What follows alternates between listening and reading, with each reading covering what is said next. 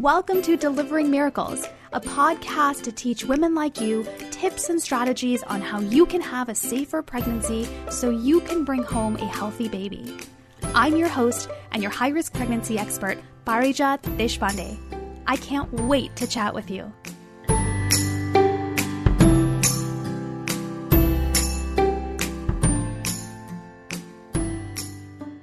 You know what I love about my job the most is how many amazing people I get to meet through it. Women mostly, of course, but there are so many of them. Whether they're clients of mine or they, reach out to me on social media or they email me, whatever it is, I meet some really, really cool people. And I get some really amazing emails about the journeys that some of you have been on. And it's just so humbling. And it's such an honor for me to be invited into your world and to know that you want to share some of that with me. And I'm so honored and so humbled. I'm just really loving my job. And I just wanted to share that because I have gotten a lot of questions that I want to share with you. And I thought we would do a really fun listener Q&A from some of the emails that I've gotten most recently. Actually, and I got to do this really cool opportunity I had with this company online where I got to host an event where you could just ask me anything. And it was about stress and fertility and pregnancy. And I got, I think, like 50, 70 questions, something like that in just a few days. So it was really cool. So anyway, all of this to say, you guys have some really great questions on your mind. And if you have them, you know that somebody else has them. So we're going to do a fun listener Q&A. I've got so many of them here, so I'm going to try to get through as many as I can. So we're just going to jump right in. And before I jump in, if you ever want to get featured on the podcast, if you have a question that you want me to read out and answer on the show, please email me at podcast@parijatdeshpande.com. That's also going to be in the show notes, so you can shoot me an email. And if you want to be anonymous, we can make a name up for you. No problem. Nobody needs to know. But just let me know. If you are interested, you can email us at podcast@parijatdeshpande.com. The link is in the show notes, and we'd be happy to have you on the next time that we do this. So, okay, here we go. I've got a bunch here. I'm going to try to get through as many as I can. So email number 1 is from Joanna. She says, I experienced an ectopic pregnancy in December and I cry every day. How long is this going to last? I know you say to release the grief, but does that mean I'm going to cry every day until I do? Oh, Joanna, my heart goes out to you. I know what that's like to have an ectopic pregnancy. I don't know if yours ruptured or not, but still, it's a loss. It's a loss of a baby. It's a loss and it breaks your heart. And I'm so, so sorry that you know this heartache so well. And I'm glad that you reached out because this is a question I get all the time is the healing going to hurt? Or if people are contacting me about my Healing Hearts After Loss program, then they ask, am I going to cry every day? Do your clients cry every day? So I'm glad you reached out because here's the thing. When you go through a loss like this, the grief does not go away until you deal with it. Okay, we're going to start right there. It doesn't go away until you deal with it. And I actually just had a conversation about this with a woman just recently about how she's like, well, I feel fine. I feel ready to move on. And I said, is your body saying the same thing or is that just your head speaking? She's like, what are you talking about? And I said, in our heads, we can convince ourselves that we're ready to move on, that we're ready to push this aside. We're ready to, do whatever else lies on the other side of this grief. We can tell ourselves that, but our bodies are always telling us otherwise. And in your case, Joanna, your body is telling you through your tears, right? For some people, it's pain. I spoke with another woman recently about my Healing Hearts After Loss program. And what clued her in that the grief wasn't gone is because she was just in constant pain since her D&C from several months ago. And it hasn't gotten better. And guess what? Pain is a huge red flag for unresolved grief. It happens. It's not your fault. It's your body's way of getting your attention. There's another woman I spoke with recently about the same program who experienced a miscarriage. And she knew that she wasn't actually ready to try again. She thought she was, but she wasn't ready to try again because she just has these back spasms that won't go away. And they're very new for her. And she's like, I don't understand what this is. I haven't lifted anything heavy. Nothing's different. So your body's always telling you, right? And Joanna, in your case, it's crying. You're crying every day. And that we tend to think of it as just an emotional experience. Therefore, it must be just a cognitive experience, but it's a whole body experience. It's your body's way of saying, I haven't let go of all that grief yet. And so it really starts with first being honest with yourself about that I'm not done grieving. I'm not done. I know you want to be done. I know you want it to be over. Most of my clients in this program are like, is it done yet? Is it over? Can we say that it's done? We can close this chapter. I can't answer that for you. You know that your body's going to tell you when it's done. Now, with that said, does that mean you ever forget this baby? No, of course not. When you have worked through your grief and you've healed yourself from the grief, that does not mean you ever forget the loss. That does not mean that it never feels sad. It's just, it no longer feels like it consumes you. It no longer feels like it drops you down the rabbit hole. And it no longer feels like somebody's punched you in the face every time you have a trigger, right? Like the day you were supposed to deliver, or getting a baby shower invitation, or seeing pictures of babies born around the same time that you would have delivered, or just seeing pictures of babies at all, right? So that's what we're trying to get to, is that you can tolerate that. You can get back into the world and it doesn't feel like you have to hide from it when these triggers come up. So how long does this last? Like I said, everybody asks me that. I don't know. And I know that's not what you want to hear. I don't know. But what I do know is that your body will tell you when you're done and when you're ready. And that's what my whole program is all about, is I teach you to listen to your body so that you get the answer to that question. And in terms of your second question of, does it mean I'm going to cry every day until I release the grief? No, I don't think it means it. I don't think it has to mean that. You might, but I don't think it has to mean that. Most of my clients don't cry. They cry sometimes when we do some of the really deep work, but I just feel like you've been through so much pain. I don't think the healing process needs to hurt nearly as much, even close to as much. I don't think it has to hurt. I don't think it does. I think that's crazy to expect that just because the pain was so big that your healing is going to be just as painful. I think that's crazy, actually, for anybody to tell you that. I worked with a client once a few months back in this program, the Healing Hearts After Loss program. And like everybody else, she was concerned that it was going to be too much, too fast, and we're just going to dive right in. We're going to go straight into the loss, and we're going to talk about the details, and it's just going to leave her feeling horrible after every time that we talked. And you know what I told her is the first several times that you and I talk in this program, I'm not even going to ask you about the loss.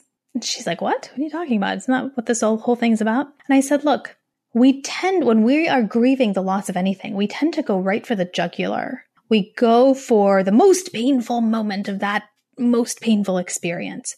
And we think that the more we think about it and the more we focus on it and the more we spend time on it and we work through it and we talk about it, it'll get easier. And that is true to an extent. And my training in clinical psychology is coming out here to say to an extent that is true. But you can't do that until you build a sense of safety in your body. You've got to it's like trying to, you know what it is? It's like trying to go from being a couch potato to running 5 miles. Your body's not ready for it. And you could really hurt yourself if you push that hard, that fast. You have to inch your way up to it. And we like to think, I can handle it. But if you're crying every day, Joanna, or if you're having pain every day that isn't explained by anything else, or you're having digestive problems all of a sudden that never were an issue before this, that's kind of your body's way of saying we're going too deep, too fast. Slow down. I'm going to link this client story. She was open to me sharing part of her journey, her healing journey on my blog. So I'm going to share that in the show notes below. I want you to read it, Joanna, and take a look and see what her experience is like, because no, you don't have to cry every day until you do. And for all of you that are listening, healing from a loss will not hurt as much as the initial pain of that loss if you do it gently and slowly. And that's because neurologically, biologically, psychologically, all of that There are certain changes that happen when you go slowly and gently that allow for you to do the healing without all the pain. It is possible. I've been through it. I see my clients go through it all the time. And I want you to take that message of hope, Joanna, from this very question that you asked. Your body will tell you how long this is going to last. And it does not mean necessarily you're going to cry every day until you release that grief. If you follow your body's instructions and you do it gently and slowly, healing will not hurt as much as the initial pain.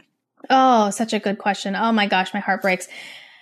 God, it's a heavy one, right? It's a big one. It's one that so many of us can really relate to. And we get so scared of our feelings, right? I had a client recently who asked me, I'm scared that if I let myself feel these things, I'm going to get stuck feeling them. And we talked about how actually emotions are supposed to be fleeting. They're not meant to be ones that stick around. And in fact, avoiding them is what makes them stay. When you acknowledge them and you look at them and then you know how to work through them, they go away really quickly. That's how they're meant to be. So don't be scared of your emotions, guys. Go there, but go there gently, go there slowly. And if you need help, reach out. I'm happy to help. Oh gosh, I could talk about this all day. And that was only email number 1. I gotta speed this up. All right, here we go. Email number 2 is from Christy. I had preeclampsia in my first pregnancy and it was really scary.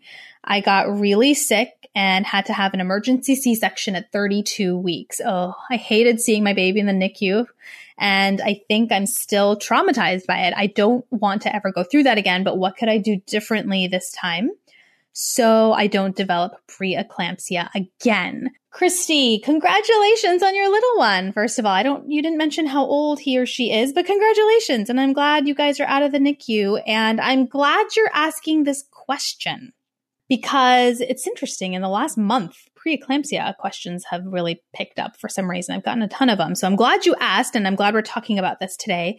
Yeah, delivering preterm, having pregnancy complications is traumatizing. Delivering preterm is traumatizing. Having a baby in the NICU is traumatizing. And you went through all 3. So I get that you would be really scared of doing this again. And I love that you're asking what I can do to not develop it again, because that tells me that you are open to the idea that there are things that you can do. And I love that. So here's what I'm going to say. All right. I'm actually going to read this out to you.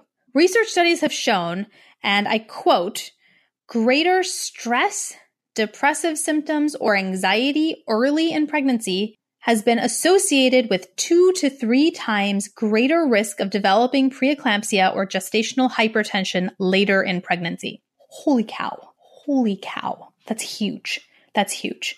That is huge. I mean, let that sink in for a little bit. Stress, depressive symptoms, and anxiety increases your risk 2 to 3 times of developing preeclampsia or gestational hypertension in later in pregnancy. Whose doctor's talking about this? I hope all of you are raising your hands, but I don't think you are because nobody's talking about this. And that drives me crazy, which is another reason why, Christy, I'm glad you emailed so we can talk about this.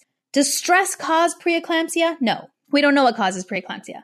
Does stress impact your body in a way to increase your chances of developing preeclampsia? Yes. Yes, it does. Stress causes inflammation in the body. There are actual substances in the body that promote inflammation, which is a good thing when like you have a paper cut or you cut you're chopping vegetables and you cut your hand or something. You need the inflammation because inflammation is how we heal from wounds, right? So having no inflammation at all is not a good thing. Inflammation is a good thing to a small degree. When those pro-inflammatory substances, when there's too much of them, that has been connected with developing hypertensive disorders like preeclampsia. In fact, there's a ton of research that shows women who develop preeclampsia, when they looked at their blood, they had way more pro-inflammatory substances in their body. I'm using the word substances on purpose. I don't want this to super turn into like a science-y thing.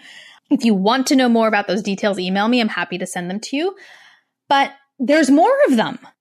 Your women who have preeclampsia, their blood has more of these substances that promote inflammation. Okay, which means that when you are able to manage your stress, your anxiety, your depressive symptoms, you are reducing your risk of developing the complication. It's incredible how much you can influence your body. Now, Christy, you are at increased risk of developing it again anyway because you've had it once. But that does not mean I want you to go into your pregnancy assuming it's going to happen. Now, there are going to be some preventative steps that your doctor is going to take medically, assuming that it's going to happen to help you lower your risk of it happening again, really. That's okay because you're getting some extra medical support that you didn't get last time. And by getting it preventatively, maybe we can lower your risk or even really prevent it from happening. That'd be great.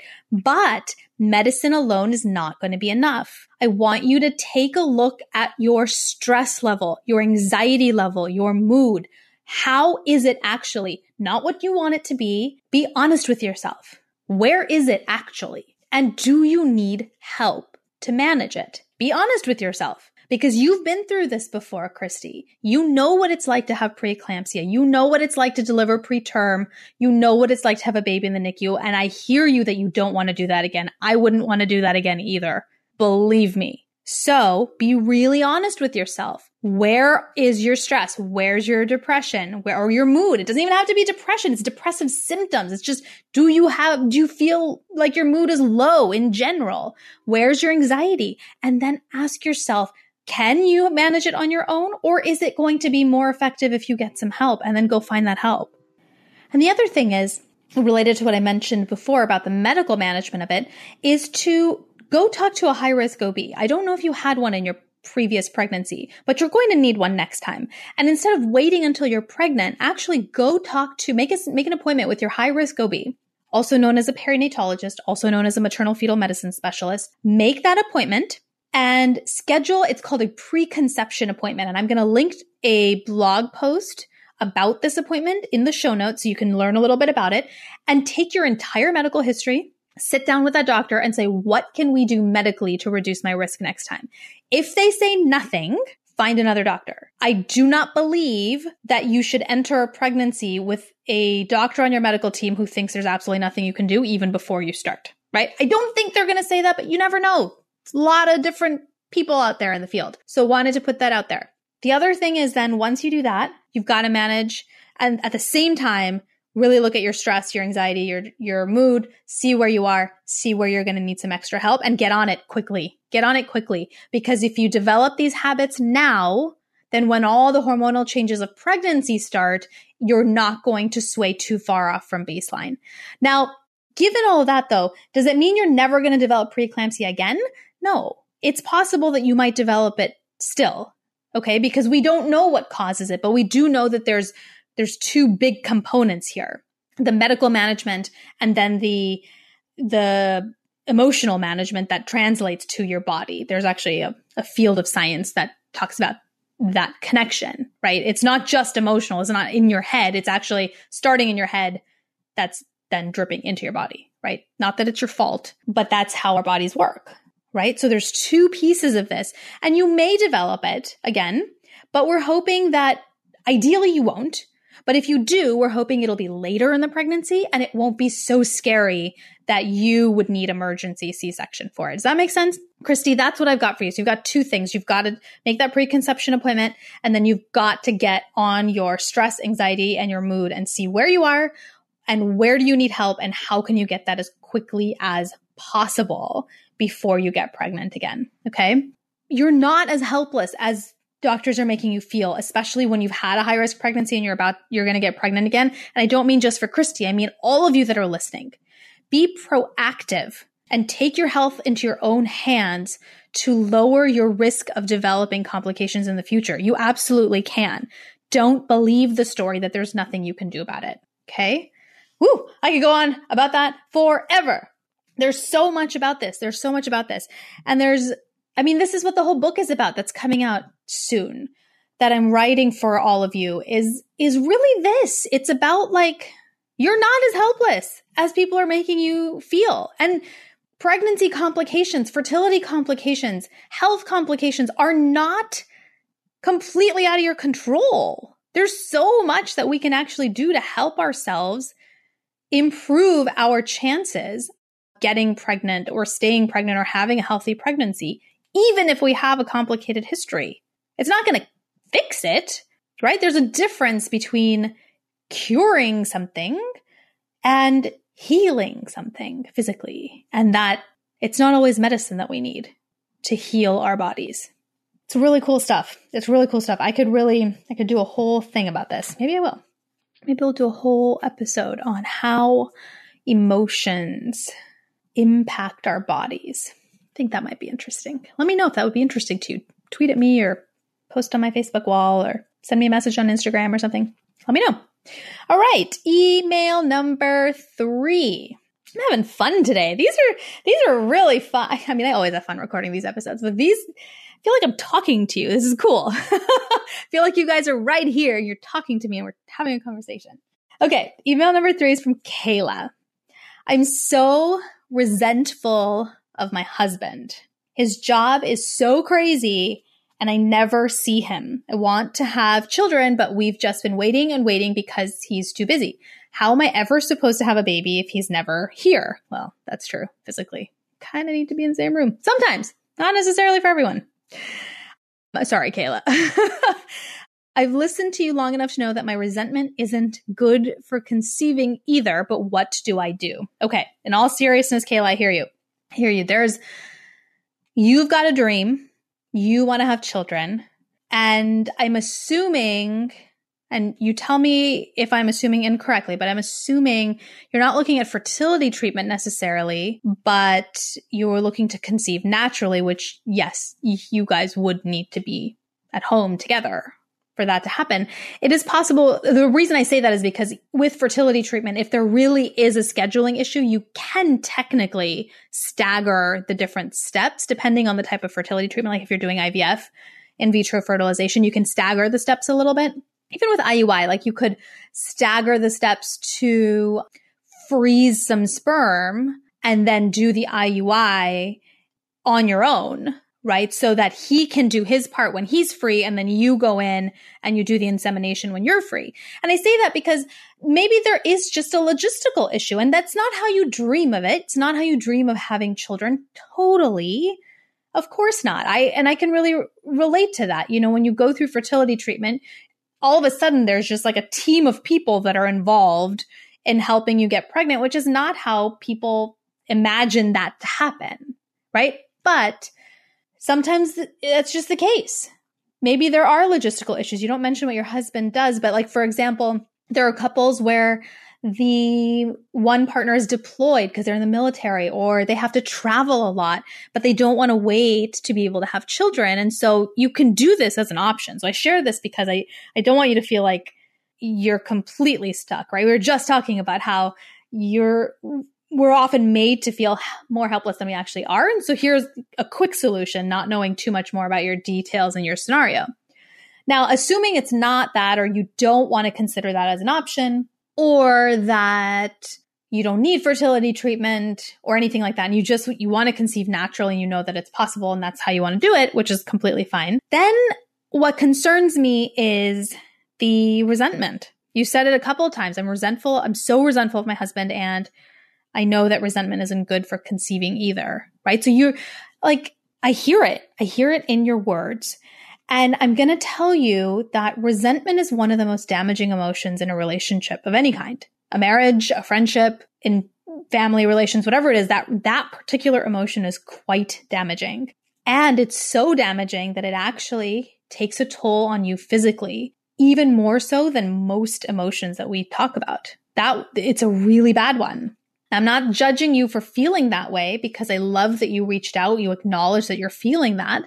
But what I'm trying to get you to see is this is something you've got to address really, really fast. Resentment is not one that goes away. It does not go away just because your circumstances change. Because if you're resentful now that his job is so crazy and you can't have a baby, how are you going to feel when his job is so crazy and you are pregnant? Or his job is so crazy and you have a child? Or his job is so crazy and you want to have another one, right? This is not going to go away just because you have a baby. And we all know the whole don't have a baby to try to save your marriage or fix your marriage, because that never works, right?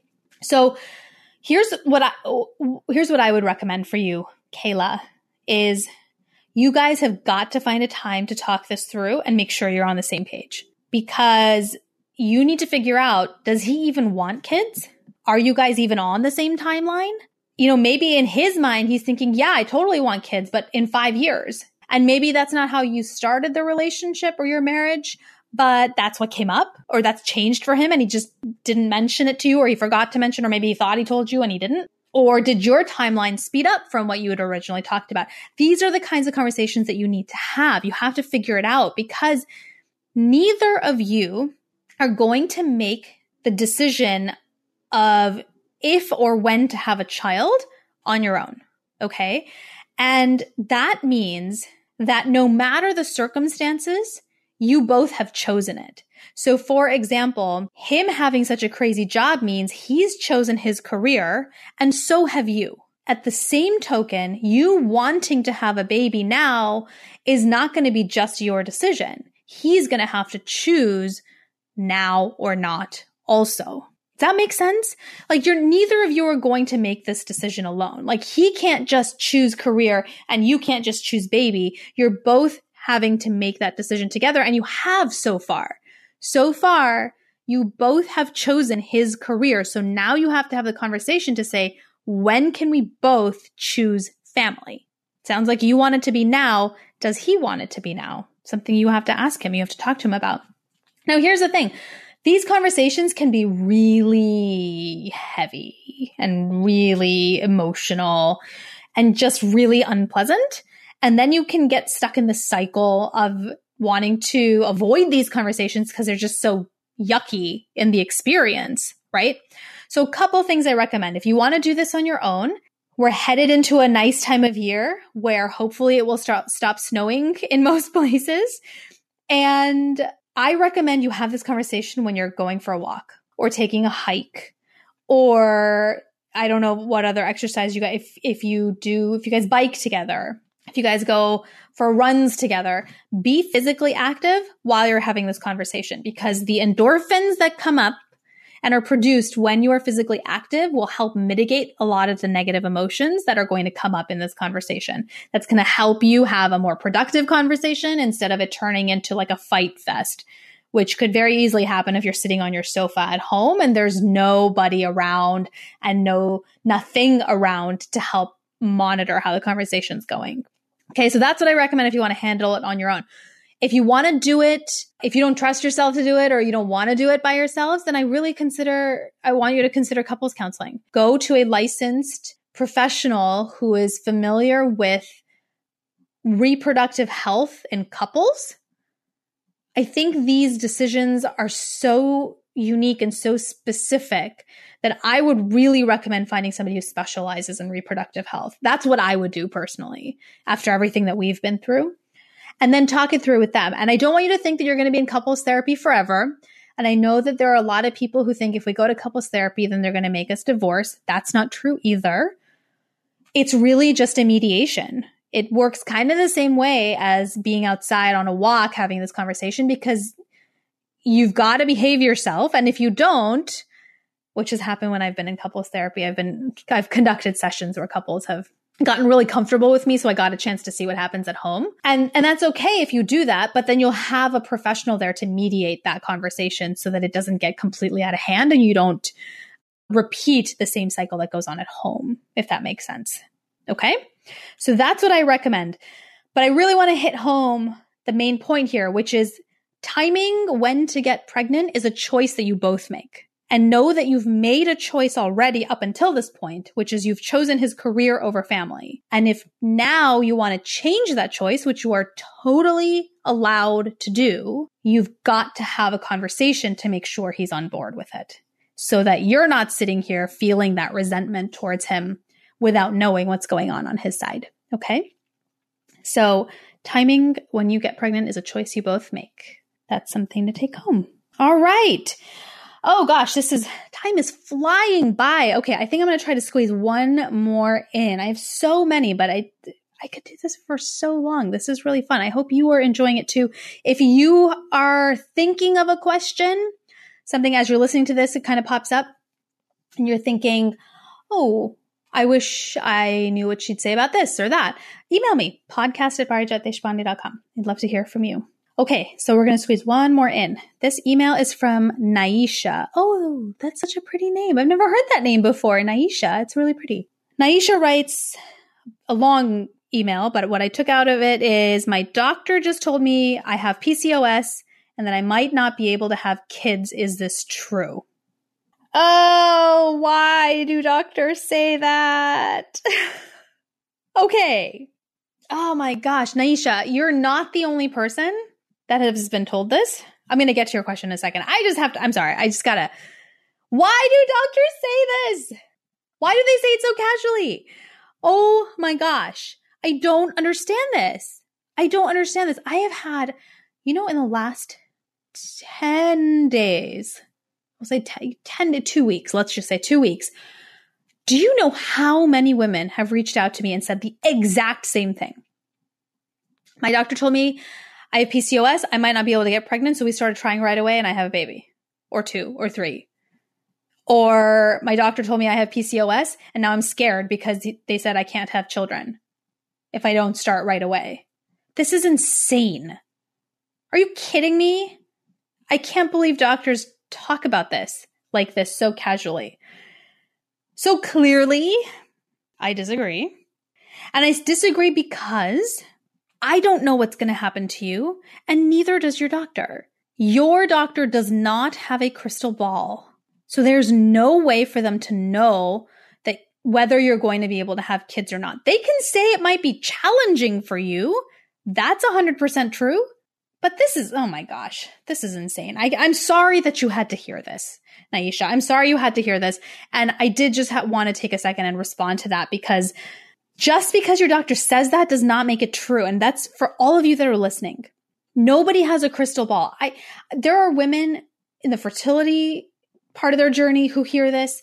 There are women during pregnancy who hear this. Oh, you're not going to make it to term. You're not going to make it to viability. You're not going to make it here or there. I have heard of women in the NICU with their babies being told, oh, your baby's not going to do this. Your baby's not going to do that. I was told this with my son in the NICU. No, nobody knows. Nobody knows. So they cannot speak with that kind of certainty. That is crazy. And I'm so sorry you have to hear that. And I hope that for any of you that are listening, if you hear this, your first response is thank you for your opinion. I'm going to go now get another one from somebody else. Okay. Backtracking to the real question. You're asking about PCOS. Okay. So for those of you who are listening and don't know, PCOS stands for polycystic ovarian syndrome. It's a hormonal disorder in women, and it shows up as having irregular periods or really long cycles. Women with PCOS tend to have excess male hormones, which is called androgens. They're supposed to be lower for us in women. These are elevated in women with PCOS. You might see it when you go in for an ultrasound. Like if you go to see your doctor and you complain about long periods, or, oh, my period hasn't come in like 9 months or something, they'll do an ultrasound and you might see a lot of little cysts. They're called, they look like a pearl necklace. That's the kind of picture you might see, or they might point it out to you. A lot of women with PCOS have facial hair. They have thinning hair. Many of them have trouble keeping their weight off, although that used to be the hallmark sign, but research is showing that there's about half of the women with PCOS actually are thin and don't have weight gain issues. And there aren't really necessarily a lot of outward signs of it, but hormonally, when you do the blood work, when you do the ultrasound, you can actually see that there's an issue going on.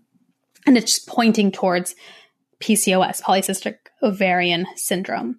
So what they found actually, that many women with PCOS have underlying low-level inflammation. We just talked about inflammation earlier, right?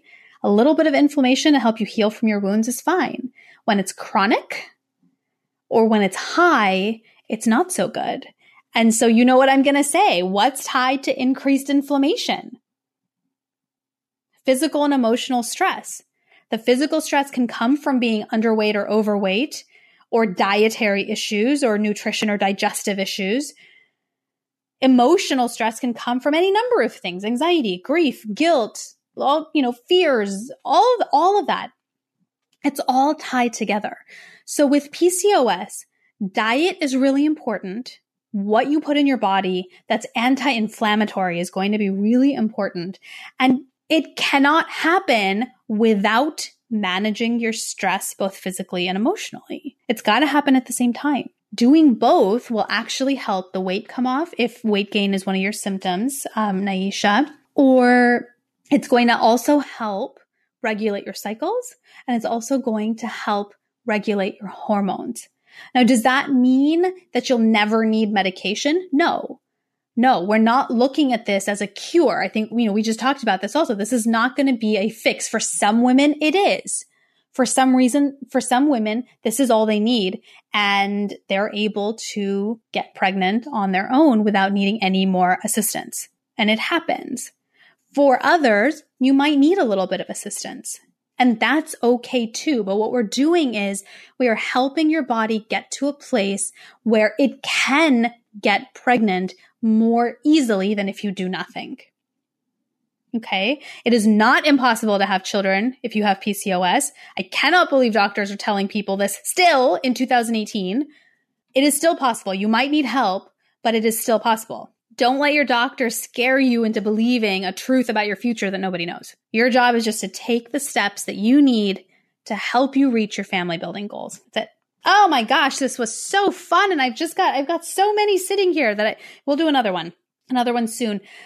I think what this really highlights is just the complexity and the varied experiences that are part of building your family, right? There's the emotional stuff that we talked about with Kayla, and then with Christy, and also with Joanna. And then there's the physical stuff that we talked about as well, with physical complications that come up. I mean, there's so much of it, and there's so many different angles from which you can come from, that it's really interesting. And I love to hear from you guys to know which part of this journey is being most challenging at this time, because we're all going through it. We've either been there, or we're in it right now, or we will be there. And so hearing from you guys really does help the listeners, other listeners, know that they're not alone in it. To know that healing does not hurt as much as the initial pain of the loss if you do it gently and slowly. To know that you're not as helpless as you're being made to feel about future pregnancies, and that if you're proactive and you take your health into your own hands, you can lower your risk in future pregnancies. That choosing when to have future children, the timing of that is a choice you both make, you and your partner. And no matter what you choose, it's a choice you both have made. And knowing that even if your doctor thinks they know everything, they don't. And getting the validation and knowing that you don't have to let your doctor scare you into believing something they don't know is going to happen. And that all you have to do is take the steps that you need to help you reach your family building goals. So, I mean, the truth is, no one knows what's going to happen, which can be scary. That uncertainty can be scary. But what it also means is that no matter what the research says, or what the doctors say, or what your partner says, you have wishes and desires and dreams that deserve to be taken seriously. And there are so many things that you can do to make those wishes, desires, and dreams come true. There are things you can actually do. It just requires you to take one step after another in the direction that you wish to go. And surround yourself with the people who are going to support that and be there with you. Thank you so much for joining me here today. And if you enjoyed today's episode, I would love it if you could head over to iTunes and subscribe and leave a review, because the more reviews that we get, the more subscribers that we get, the more widely distributed this podcast can be. So more women who are trying to build a family can receive the support and the tips and information and motivation to help them build the family of their dreams. And if you'd like to be featured on the podcast in the future, like these women, email us at podcast@parijatdeshpande.com. And that'll be linked in the show notes, so you don't have to remember how to spell that. And I'll be happy to answer your question. I would love it. Also, I would love to stay in touch. So if you don't want to email me, just tweet at me or send me a message on Instagram or say hi on Facebook at Parijat Desh. That's the handle for all of them. Parijat Desh, Parijatdesh. You have the power and the control to choose how your family is built, even if the circumstances around you are really hard. Don't give that power up to anyone. It's yours. Take it one day, one step at a time. You can do this.